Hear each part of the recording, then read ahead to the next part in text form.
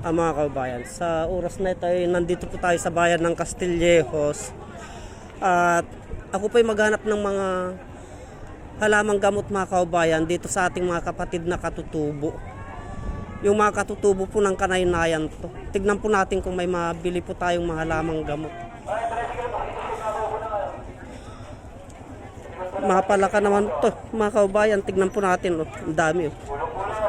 Yan po, palaka.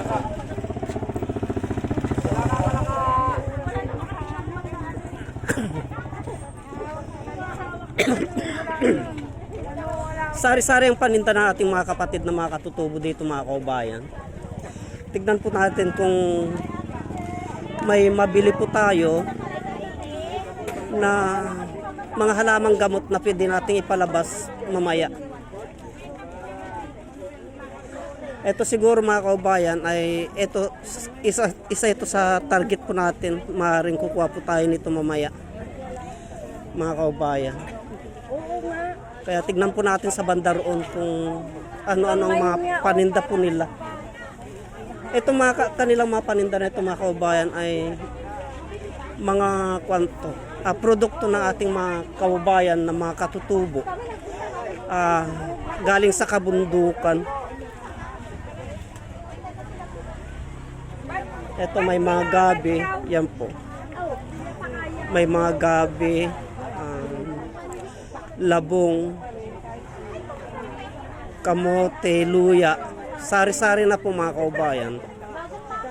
Tignan po natin kung ano-anong kanilang mga panindat. Ikutin po natin hanggang doon sa dulo.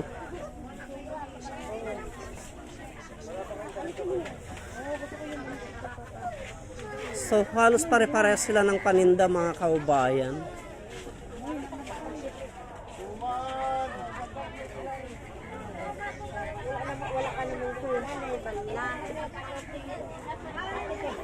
Hindi pala man, suman! Ito po. Itong kanilang luya ay native to, sariling pananim po nila ito mga kaubayan. Ito po.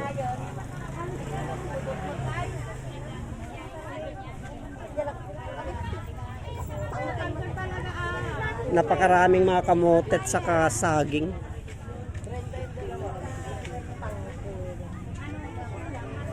Suso po yata yun mga kaubayan, yung native na suso. Tignan po natin kung ano po yan.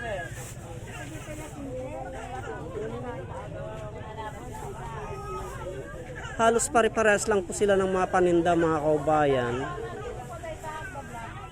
Magmula doon sa bungad hanggang dito. Ito yung suso na galing sa mga palaisdaan to mga kaubayan, yan po.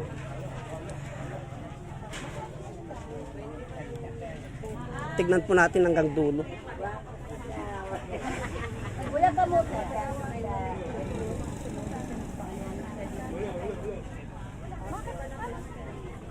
So ganun din ang kanilang mga paninda mga kaubayan, kaya maaaring babalik na po tayo.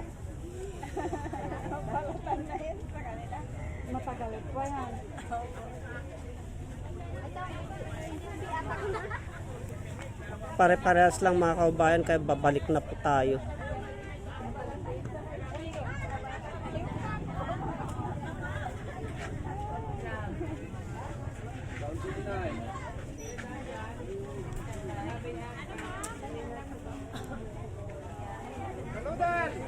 Daludal yung ugat po ng gabi yun mga kaubayan.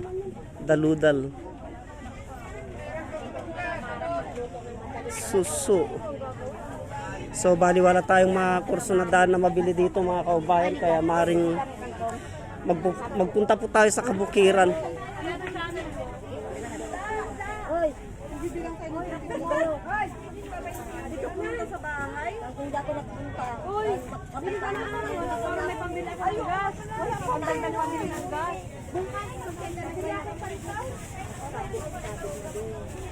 Binibigay doon ng asawa niya.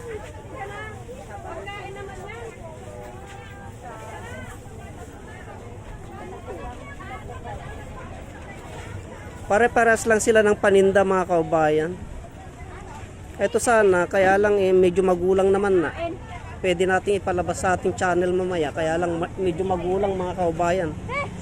Yan yung tinatawag na patulang native.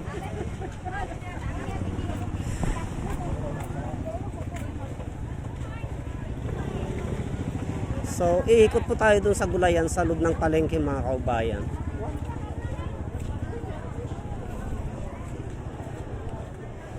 Tignan po natin yung ang laking palaka mga kaubayan. Yan po. Ganun palang pagbalat niyan. O, payat na yung nanay mo. Walang makain. O, simpleng-simple ang kanyang pagbalat mga kaubayan.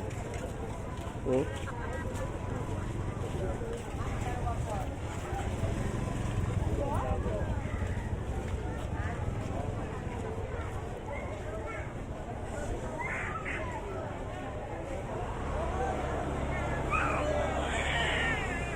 So, andito naman po tayo ngayon sa loob ng palengke mga kaubayan. Kagaling po lamang natin doon sa lugar na ating mga kapatid na mga katutubo.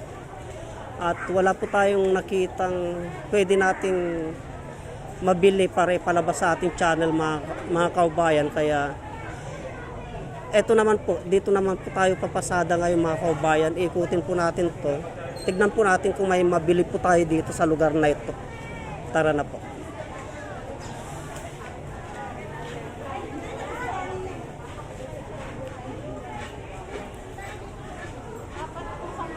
So itong mga paninda na ito mga kaubayan ay balin din na po paninda ng ating mga kapatid na mga katutubo.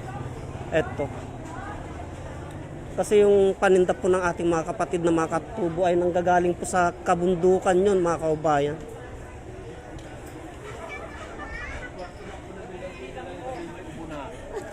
Bali, ito po ang palengke ng Castillejos ngayon mga kaubayan. Naka-organize na po, maganda na po. So, sa dulo na yun mga kaubayan, yung nakikita natin na yun ay bali, yan na po ang kanilang isdaan ngayon. Malaki na po ang pinagbago ng palengke ng Castillejos. Hindi na po tulad ng dati.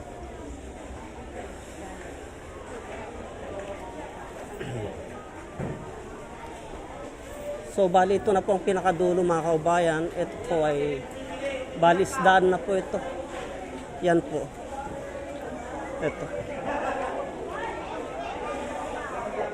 So, ikot naman po tayo doon mga kaubayan.